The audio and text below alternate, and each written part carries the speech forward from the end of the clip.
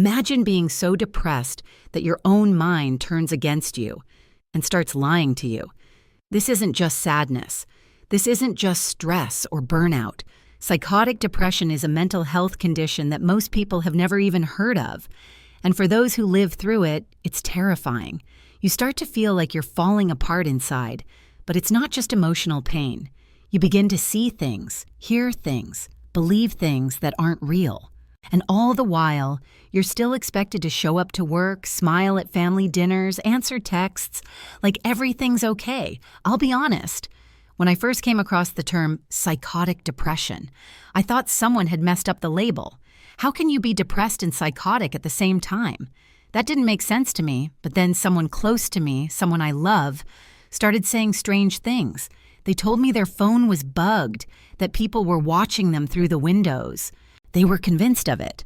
At first, I thought it might just be anxiety spiraling out of control, but then they stopped eating, stopped talking, stopped getting out of bed. They weren't just paranoid, they were drowning. It hit me hard.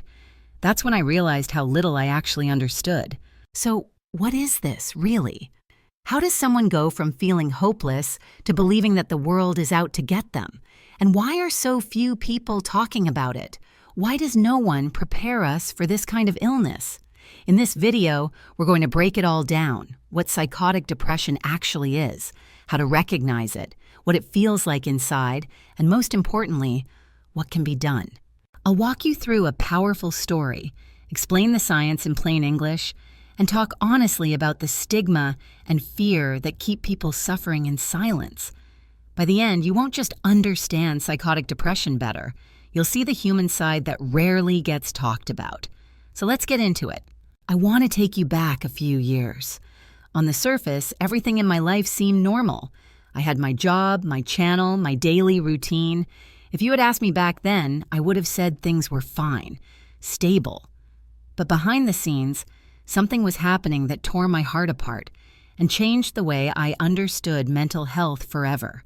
Someone very close to me, let's call her Maya, was slowly slipping away, and I didn't even see it at first.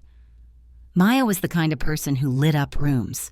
She cracked jokes even when they fell flat. She loved animals, bad coffee, late-night conspiracy documentaries, the harmless kind. She was smart, sarcastic, and stubborn in a way that made you love her even more. But then the light started fading. It was subtle at first. She'd cancel plans last minute, claiming she was tired. She stopped laughing at jokes she would have once roasted me for. Some days she wouldn't text back at all, which was weird for her. I thought maybe she was just overwhelmed. Life's heavy sometimes, right? But I realize now, those were the first cracks. Then the paranoia crept in. She told me casually one night that she unplugged her microwave because it was listening. She said it like it was a totally reasonable thing to believe. I laughed it off. I thought she was being funny or quirky, but she wasn't smiling. That's the part that stuck with me. There was no punchline, just this hollow seriousness in her voice. Over the next few weeks, it spiraled fast. Maya stopped going outside during daylight. She was convinced people were watching her through windows. She told me the television was sending her messages, coded signals only she could understand. And when I tried to reason with her, she'd shut down or accuse me of not listening. The trust between us, the bond we'd had for years, started cracking too. I'll never forget the night she called me. It was past midnight. I picked up and heard her whispering so softly I could barely make out the words. She said, "I can't tell what's real anymore." It wasn't dramatic. It wasn't like a movie scene. It was small, broken, exhausted, the kind of voice you only hear when someone's almost given up. A few days later, I got the call that she had been hospitalized. She had walked into traffic. She wasn't trying to die. She told the doctors she was trying to escape. She believed something, or someone, was after her, and running into the street was her way of trying to get free. That realization hit me like a brick to the chest. I thought I'd been helping. I thought I was paying attention. But I had missed how deep her suffering really was. When I visited her in the hospital, I barely recognized her. She looked fragile. Not in a physical way, but mentally, like her mind was balancing on a thread that could snap at any second. She avoided eye contact. She spoke in short, clipped sentences, like she didn't trust her own words. And the worst part? I didn't know how to reach her. I felt helpless watching someone I loved dissolve in front of me. That's when the doctors finally gave a name to what was happening: psychotic depression. Severe major depressive disorder with psychotic features. Basically, her depression had gotten so intense that her brain started breaking from reality. Not permanently, but enough to leave scars, enough to make her question her own senses, her own safety, her own existence. I carried so much guilt. I replayed every conversation in my head, wondering if I missed the signs earlier. I thought about the times I laughed things off, the times I said, "You're overthinking." I hated that I hadn't understood, and it made me angry too. Angry that no one warns you that depression can look like this, that sadness isn't the only face of suffering. Recovery wasn't a straight line. Some days, Maya would call me and sound almost like her old self. Other days, she would spiral into deep paranoia again. Medication helped. Therapy helped. But what really mattered was time and trust. She needed to believe that even if her mind lied to her, I wouldn't.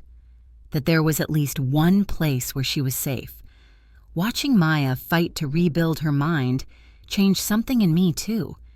It made me realize how fragile we all are, how even the strongest, brightest people can be pulled under by forces they don't control, and how badly we need to stop treating mental illness like it's a character flaw.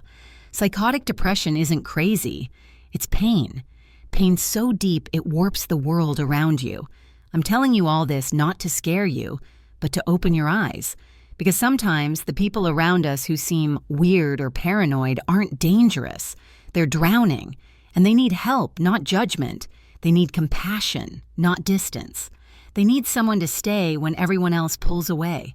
In the next section, we're going to break down exactly what psychotic depression is from a clinical perspective, how it's diagnosed, how it feels from the inside out, and why it's so often misunderstood. But before we dive into that, I just want you to sit with this one truth. Behind every symptom is a story. Behind every diagnosis is a person fighting harder than you can imagine. So after everything I just shared, you're probably wondering, what even is psychotic depression? How does someone end up in a place where their thoughts, their reality, their very sense of self, start slipping away? Let's break it down. Psychotic depression, also called major depressive disorder with psychotic features, is exactly what it sounds like. It's a type of depression so severe it leads to psychosis, a break from reality. That can include hallucinations, seeing or hearing things that aren't there, and delusions, which are strong false beliefs that feel 100% real. It's not schizophrenia, and it's not bipolar disorder. Those have their own patterns and causes. In psychotic depression, the psychosis only happens during the depressive episodes. Once the depression is treated, the psychotic symptoms often go away too. That's an important difference. The delusions in psychotic depression usually have a negative or depressive theme. People believe they're evil, that they've ruined everything, that they're being punished. Some feel convinced they're dying of a disease no one has diagnosed. Others feel watched, persecuted, or judged. These thoughts aren't just anxiety or pessimism. They feel absolutely true, even if everyone around them says otherwise. Hallucinations can also happen, but they're not always loud. A person might hear a voice whispering terrible things about them, or they might hear crying or screaming when there's silence. One person described it like this: "It's like your depression has a voice now, and it wants you gone." That hit me hard, because that's what Maya used to say. It's not just in my head, it's louder than my own thoughts. Imagine already feeling hopeless, useless, drained, and then add voices telling you you're a burden. Add the belief that your family hates you, that your friends are lying to you, that the world is out to get you. Now imagine you still have to go to work, pay bills, act normal. This is why psychotic depression is so brutal and so often missed. Most people associate psychosis with violence, with chaos, but that's a media myth. Most people with psychotic depression aren't violent at all. They're terrified, they're overwhelmed, and they're desperately trying to hide what's happening because they know how it looks to others. That fear of being locked up or judged keeps a lot of people silent. So who gets psychotic depression? Honestly, it can happen to anyone. But it's more common in people who already have a history of severe depression. It tends to hit in midlife or later, though younger people can experience it too. There's also a genetic component.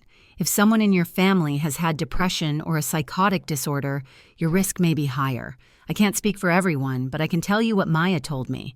She said it felt like her brain had been hijacked, that her thoughts weren't hers anymore. She knew something was wrong, but she couldn't trust anyone. It wasn't about being dramatic, it was about survival, about figuring out which voice in your head is the liar and which one is still you. Diagnosing psychotic depression isn't easy, especially when someone's hiding their symptoms. A doctor or psychiatrist usually looks for two things: signs of major depressive disorder, sadness, fatigue, hopelessness, loss of interest, and then psychotic features like hallucinations or delusions. Sometimes hospitalization is necessary, not because the person is dangerous, but because they need protection from their own mind. Treatment usually involves a combination of antidepressants and antipsychotic medications. Therapy helps too, especially once the psychosis is under control. But meds are key here. This isn't something you can talk your way out of.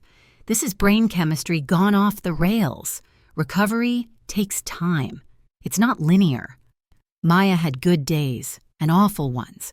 Sometimes she'd call me crying because the voices were back. Other days she'd joke like nothing ever happened. That's the nature of it. It comes in waves. And the worst thing we can do is rush someone's healing because we want to feel better. So that's what psychotic depression is. It's rare, but real. It's devastating, but treatable. And the more we understand it, the more lives we can save, or at least make less lonely. In the next section, I want to talk about something that hits just as hard: how society treats people like Maya, and why so many of them disappear into silence instead of getting the help they need. So now that you know what psychotic depression is, let's talk about something just as important: how society responds to it. And let me tell you straight up, we don't respond well. The first wall people hit is stigma. We live in a world that still whispers about mental illness like it's a character flaw. Depression alone gets dismissed. Just be positive. Snap out of it. Now add psychosis to the mix. People hear that word and immediately think dangerous, crazy, unpredictable. But most people with psychotic depression aren't a threat to others. They're a threat to themselves. And they're terrified to say anything because they know how the world reacts.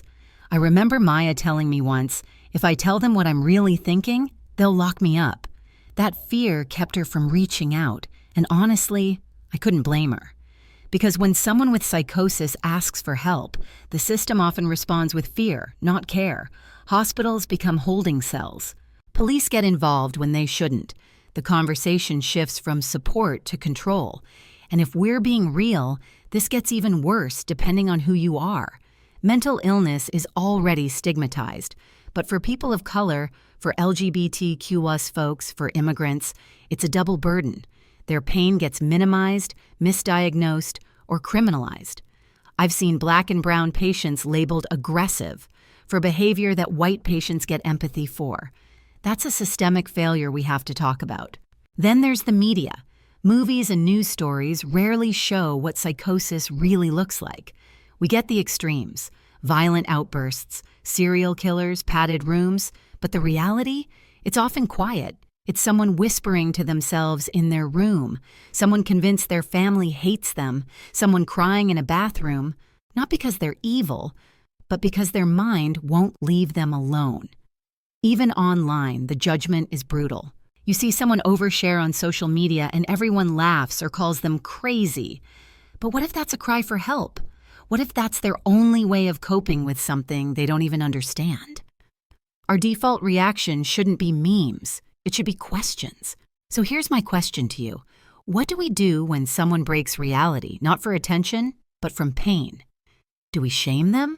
Lock them away? Or do we figure out how to meet them where they are, even if it's uncomfortable? Because I've learned this. Discomfort is where empathy begins. Coming up, I'll walk you through what healing can actually look like.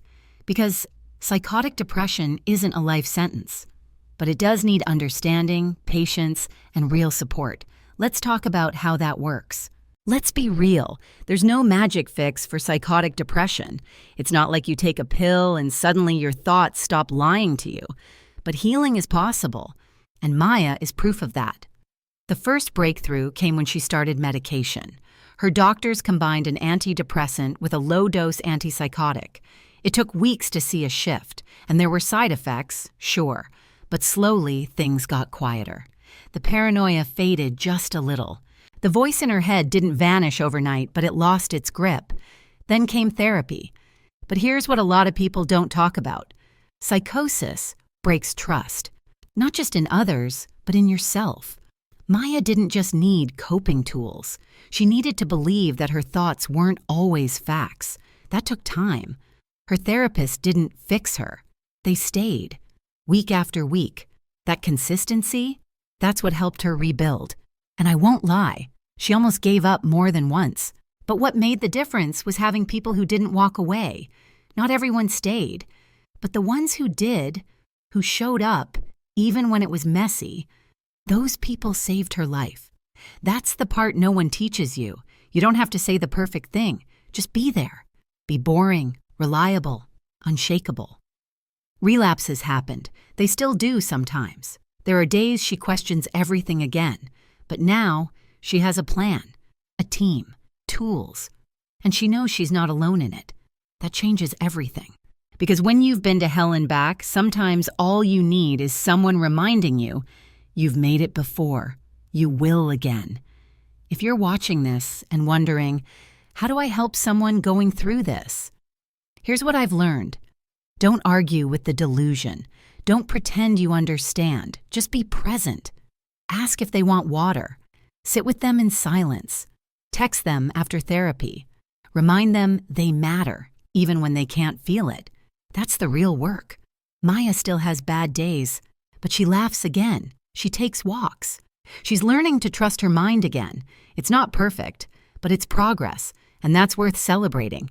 Psychotic depression is hard, but not hopeless, not even close. Coming up, I want to speak to you directly, because maybe this story reminds you of someone, or maybe it reminds you of you.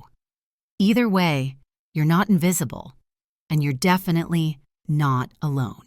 If you've made it this far, thank you. Really, I know this topic is heavy, but it matters. And I want to take a minute to speak from the heart, not as a content creator, but just as a person. What happened with Maya changed me. Before all of it, I thought I understood mental health. I talked about anxiety, depression, burnout. But this was different. Watching someone I love get torn apart from the inside and then claw their way back, it made me rethink everything. How we judge people, how we talk about mental illness, how we show up or don't. I've had my own struggles too. I won't pretend I haven't. But psychotic depression, it opened my eyes to a level of suffering that doesn't fit in clean little boxes. And honestly, it made me realize how easy it is to look away, to say, that's too much, and scroll past. So if you're watching this and you felt that kind of pain, the kind that twists reality and makes you question if you're worth saving, I just want to say you are. You're not broken. You're not weak. Your brain is doing something that isn't your fault, and you can come back from it. And if you're supporting someone going through it, you don't have to be perfect. Just be real. Just show up. That's more powerful than you think. Maya didn't need me to fix her. She just needed me to stay. In the final part of this video, I want to hear from you. Because this can't just be a one-way conversation. Not anymore. Let's talk. I want to hear from you, whether this reminded you of someone or maybe it hit a little closer to home. Leave a comment. Even just an emoji if you don't know what to say. You're not alone here. And your words might be the exact thing someone else needs to read. What do you think society gets wrong about mental illness? Have you ever felt afraid to speak up about what you were really going through? Or maybe you've supported someone and didn't know what to do. Share your experience. This community is stronger when we speak. If this video helped you understand something deeper, or just made you feel something, hit that like button. It really helps this kind of content reach the people who need it. And if you know someone struggling, someone quiet lately, send this to them. Just say, "Hey, thought of you." That's it. That small gesture can change everything. And if you want more real conversations like this, raw, respectful, researched, subscribe.